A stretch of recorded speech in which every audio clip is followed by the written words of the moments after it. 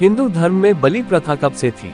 सती के प्राण त्याग करने के पश्चात भगवान महादेव शिव के सेवकों ने सती के पिता दक्ष के यज्ञ में जाकर यज्ञमंडप में यज्ञपशुओं को जिस प्रकार मारा जाता था उसे देखकर उसी प्रकार सती के पिता दक्ष का सिर धड़ से अलग कर दिया। श्रीमद् भागवत महापुराण खंड 1 स्कंद 4 अध्याय 5 में वर्णित है कि भगवान शंकर के पार्षदों की यह भयंकर लीला देखकर तथा उनके कंकड़ पत्थरों की मार से बहुत तंग आकर वहां जितने ऋत्विज सदस्य और देवता लोग थे सबके सब जहां तहां भाग गए। भृगु जी हाथ में श्रुवा लिए हवन कर रहे थे। वीरभद्र ने इनकी दाढ़ी मूंछ नोच ली क्योंकि इन्होंने प्रजापतियों की सभा में मूंछें ऐंठते हुए महादेव जी का उपहास किया था। उन्होंने क्रोध में भरकर भगदेवता को पृथ्वी पर पटक दिया और उनकी आंखें निकाल ली, क्योंकि जब दक्ष देव सभा में श्री महादेव जी को बुरा भला कहते हुए शाप दे रहे थे उस समय इन्होंने दक्ष को सैन देकर उकसाया था। इसके पश्चात जैसे अनिरुद्ध के विवाह के समय बलराम जी ने कलिराज के दांत उखाड़े थे, उसी प्रकार उन्होंने पूषा के दांत तोड़ दिए, क्योंकि जब दक्ष ने महादेव जी को गालियां दी थी उस समय ये दांत दिखाकर हंसे थे। फिर वे दक्ष की छाती पर बैठकर एक तेज तलवार से उसका सिर काटने लगे, परंतु बहुत प्रयत्न करने पर भी वे उस समय उसे धड़ से अलग न कर सके।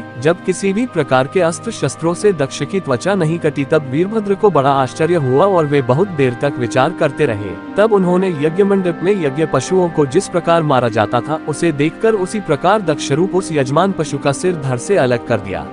इससे पता चलता है कि यज्ञ में पशु बलि का प्रचलन प्रजापति दक्ष के समय से ही था।